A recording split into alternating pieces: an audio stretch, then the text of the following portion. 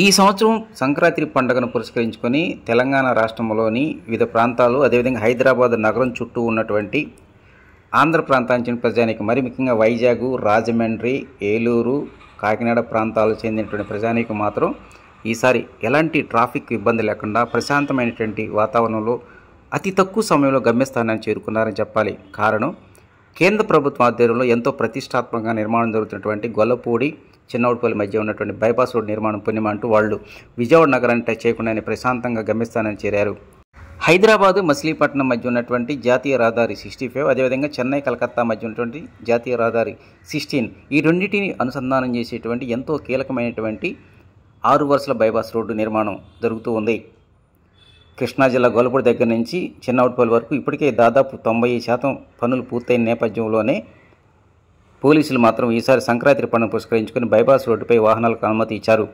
ఇదే సమయంలో గుంటూరు జిల్లా వెంకటపాలెం దగ్గర నుంచి చిన్నకాకాని వరకు నిర్మాణం జరుగుతున్నటువంటి పనుల విషయంలో మాత్రం ఎంత త్వరగా పూర్తయితే అంత త్వరగా వాహనాలకు అనుమతి ఇచ్చే అవకాశం ఉందనేటువంటి ఆలోచనతో ఈ ప్రాంత ప్రజానికి ఎదురు చూస్తూ ఉన్నారు. చిన్నకాకాని మురుగనవాటల దగ్గర నుంచి మంగళగిరి నగర శివారులో ఉన్నటువంటి నవలూరు అవుట్స్కట్స్ వరకు దాదాపు 3.5 కిలోమీటర్ల మేర ఇప్పటికే తార్ రోడ్డు నిర్మాణ పనులు పూర్తి చేశారు. మిగిలిన పనులు మాత్రం 24/7 తరహాలోని పగలు రాత్రి తేడా లేకుండా పనులు చేపడుతూ ఉన్నారు.